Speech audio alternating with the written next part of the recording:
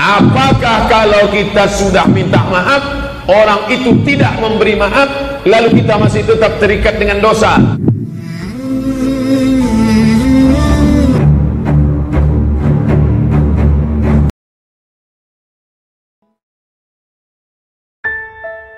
Mungkin ada kata yang menyinggung perasaan, mungkin kata-katanya tidak menyinggung perasaan.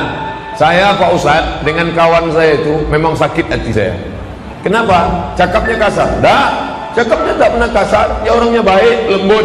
Jadi kenapa sakit hati? Mobilnya baru. Mendengar klaksonnya naik darah tinggi saya. Kalau sama yang ini saya lebih sakit hati lagi. Kenapa? Rumahnya baru, 2 lantai. Asal nengok ke atas sakit leher saya. Sama yang ini saya paling sakit hati Pak Ustaz. Apa? Bininya baru. Istri yang lama meninggal. Ibu mau marah. Waktu kita tengah malam tahajud, doakan dia. Siapa orang yang paling kita sakit hati, bayangkan wajahnya, doakan dia. Maka malaikat akan turun. Hadis riwayat Al-Hakim dalam kitab Al-Mustadrak, hadis sahih. Apa kata malaikat? Amin, kabulkan doa orang ini, walaka misluh, kau dapat yang sama macam yang kau doakan. Jangan doakan yang tak baik, karena kalau kita doakan yang tak baik, malaikat mengaminkan. Belum sampai doa ke dia, ke kita lebih dulu sampai. Na'udzubillah. Ada orang yang tak mau minta maaf. Tentang minta maaf, Nabi naik ke atas mimbar. Apa kata Nabi? Man kuntu jalatu lahu zahran, siapa yang pundaknya pernah aku cambuk, waktu aku mencambuk onta kuda, kena ujung cambuk itu ke pundaknya, dia berada di balik onta, aku tak tahu bahwa di balik onta itu ada orang, sakit hatinya, tersinggung dia. Hadza zahri, ini pundak Muhammad, silakan balas. Siapa yang mau balas silakan, ambil cambuk kalian dari rumah, balas. Begitu cara minta maaf. 2, man kuntu syatamtu lahu irdan, siapa yang pernah aku caci maki, sumpah serapah, tersinggung dia, sakit hatinya, hadza irdi, ini harga diri Muhammad, silakan balas. Itu menunjukkan dosa itu ada 2. Yang pertama zahir, yang kedua batin. Faman ya'mal mithqala dzarratin khairan yara, sebesar biji sawi yang pernah kau aniaya orang, kau tempeleng pipi orang, kau pukul kepala orang, yang terkait dengan zahir. Yang kedua batin. Batin ini tak nampak. Kalau telinga orang nampak merah, kalau hidung orang nampak berdarah, kalau pipi orang nampak biram, beku darahnya. Tapi kalau yang terkait dengan batin, orang tersinggung, kita tak tahu. Kadang kita bicara, rupanya kata-kata kita itu sudah menyinggung perasaan orang. Di mana? Itu yang kemarin saya pergi ke sana, yang saya nyumbang 50 juta itu loh. Mungkin kita bicara biasa saja, tapi itu sudah meluluh lantakkan perasaan orang. Dapat dari mana tadi? Saya dari rumah makan yang 1 porsi 2 juta itu. Orang mau makan lontong sayur aja mikir 2 kali. Dia bicara sekejap-kejap, kejap-kejap, mohon maaf ya Pak, ini 2 juta nih. Nah, siapa yang bertanya? Pulang dari kamar mandi pucat, mana jam saya tadi? Mana jam saya? Jam yang saya beli 16 juta itu Ustaz. Saya pernah berapa kali jumpa orang, saya tak dendam, ingat aja mukanya. Macam tak punya duit aja kita dia. Kalau kau kaya bukan jammu 16 juta, kalau kau kaya bukan baju kokomu 2 juta, kalau kau kaya bukan mobilmu 2 miliar, kalau kau kaya kau sekolahkan anak yatim itu sampai S3. Betul? Itu kalau menunjukkan orang kaya, bukan dengan menunjukkan pakaian aksesoris mahal, tinggal itu semua.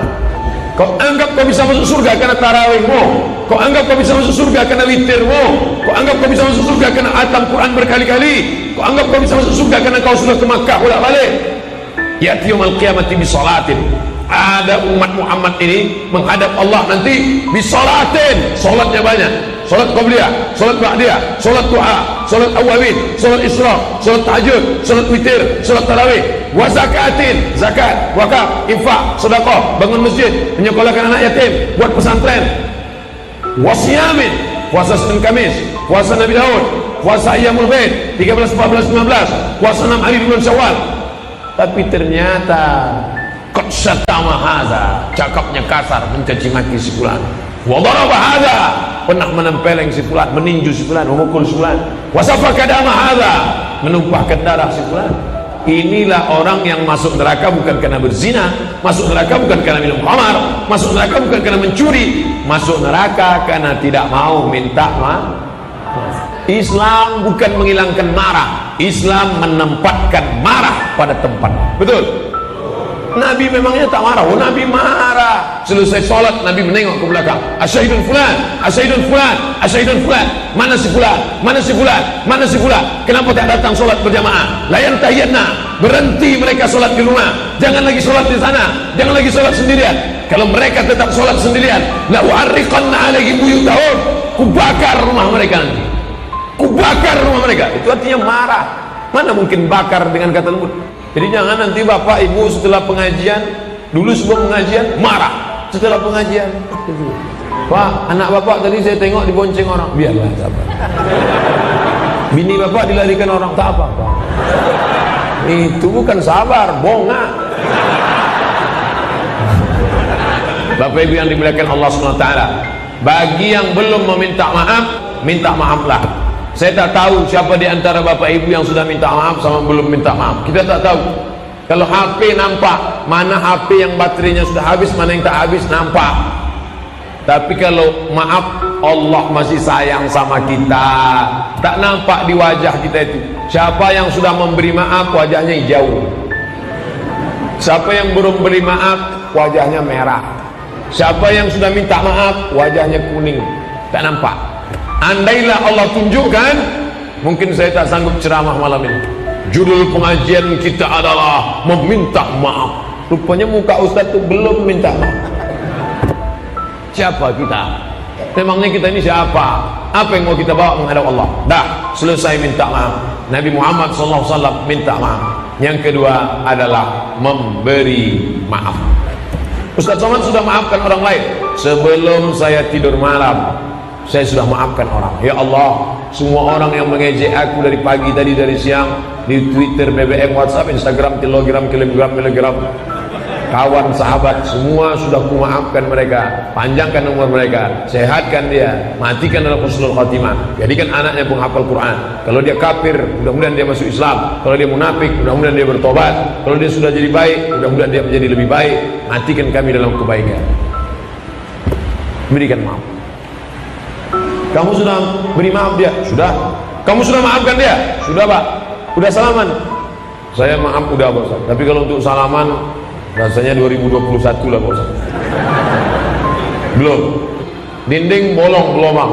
Karena dulu mau masang kipas angin, mau masang speaker, akhirnya dilobangi dinding. Maka untuk menghilangkan lubangnya pasang dempul.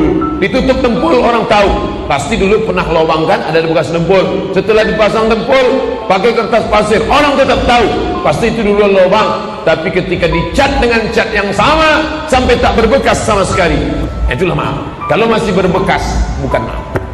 Kamu sudah beri maaf dia? Sudah, Pak Ustaz. Udah jumpa sama dia? Saya memang udah maaf.